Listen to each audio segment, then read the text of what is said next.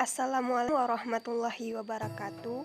Perkenalkan, nama saya Wahyu Mustikarani, NIM 19046063. Berikut ini video perjalanan kuliah kerja lapangan yang dilaksanakan pada hari Sabtu tanggal 27 November 2021 dalam rangka untuk melihat atau menampaki jejak sejarah Minangkabau periode Islam, yaitu dengan rute perjalanan dari Universitas Negeri Padang menuju Tapakis Ulakan, kemudian dilanjutkan ke Mangopoh, dan terakhir di Museum Kelahiran Buya Hamka Sungai Batang, Maninjau, Kabupaten Agam. Di sini merupakan komplek makam Syekh Burhanuddin dengan para muridnya. Jadi, peradaban Islam atau Islamisasi di Minangkabau, khususnya di Ulakan, tidak terlepas dari peran Syekh Burhanuddin ini, yang mana Syekh Burhanuddin ini dikenal sebagai seorang tokoh ulama legendaris di Minangkabau. Karena Syekh Burhanuddin dipandang sebagai ulama yang berhasil mengislamisasikan masyarakat Minangkabau, terutama di Ulakan. Kemudian, Syekh Burhanuddin ini dilahirkan di Batipuah, Nagari Pariangan, Padang Panjang pada tahun 1641. Ayah dari Syekh ini bernama Pampak Sati Karimun Merah dan ibunya bernama Putri Cukwi Bilang Pandai. Nama kecil dari Burhanuddin ini ada dipanggil dengan sebutan Kinun, kemudian juga ada disebut dengan nama Pono atau Samparono. Syekh Burhanuddin ini sejak kecil telah menerima ilmu atau pendidikan kebatinan dari ayahnya.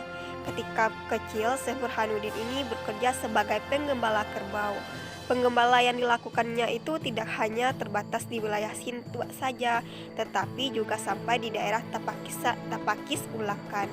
Nah, di sanalah Syekh Burhanuddin ini bertemu dengan salah satu ulama dari Mekkah yang bernama Syekh Abdul Arif, yang dikenal dengan nama Tuanku Madinah, yang menetap di Tapakis Ulakan. Dari Tuanku Madinah inilah Syekh Burhanuddin mengenal agama Islam, sehingga Syekh ini tertarik dan mau untuk belajar Islam dengan Tuanku Madinah. Kemudian setelah wafat, Syekh Burhanuddin ini melanjutkan pembelajaran agamanya ke Aceh pada saat itu. Selanjutnya perjalanan ini kami lanjutkan ke Masjid Siti Mangopoh. Masjid Siti Mangopoh ini terletak di Nagari Mangopoh, Kabupaten Agam, Provinsi Sumatera Barat. Masjid Mangopoh ini merupakan salah satu saksi bisu Perang Mangopoh melawan Belanda. Jadi, terjadinya Perang Mangopoh itu tidak terlepas dari peran seorang wanita Minangkabau yang bernama Mande Siti, atau yang lebih akrab dipanggil dengan Siti Mangopoh. Siti Mangopoh ini lahir di Mangopoh, Lububasung, Kabupaten Agam, Provinsi Sumatera Barat pada bulan Mei 1880. Terjadinya Perang Mangopoh ini disebabkan karena sikap Belanda yang semena-mena terhadap rakyat Mangopoh. Kemudian Belanda juga berperilaku tidak manusiawi kepada kaum wanita, dan juga Belanda berusaha merobohkan panji-panji Islam pada saat itu. Kemudian hal yang lainnya yaitu diterapkan sistem pajak belasting yang membuat masyarakat Mangopoh itu melakukan pemberontakan. Jadi Perang Mangopoh yang terjadi tahun 1908 ini tidak hanya dilakukan oleh Siti Mangopoh saja, tetapi dikenal dengan 17 pasukan yang melawan Belanda pada saat itu di Nagari Mangopoh, Kabupaten Agam.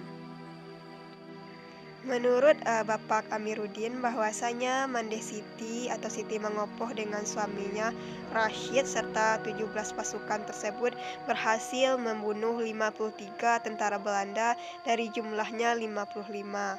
Kemudian setelah berhasil membunuh 53 ini, Mande Siti ini dipenjarakan oleh tentara Belanda, dan suaminya Rashid itu dibuang ke Manado, Sulawesi.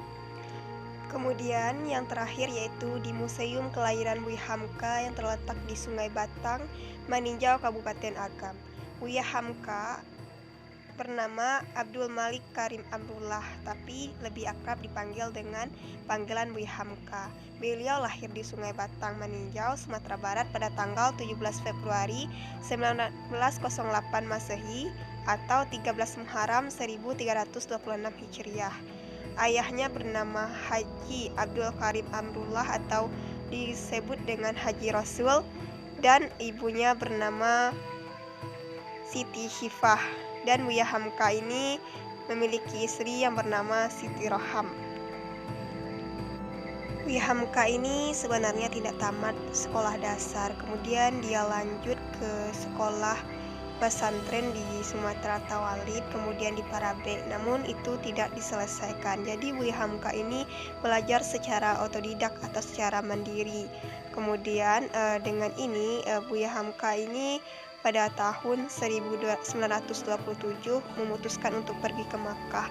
Kemudian setelah berada 6 bulan di Makkah, kemudian Buya Hamka kembali ke Indonesia, tetapi tidak kepada panjang, melainkan untuk ke Medan pada saat itu. Buya Hamka juga sangat berperan ikut serta dalam organisasi Muhammadiyah. Kemudian Buya Hamka juga berkecimpung dalam bidang politik. Jadi Buya Hamka ini terkenal dengan penghasil karya-karya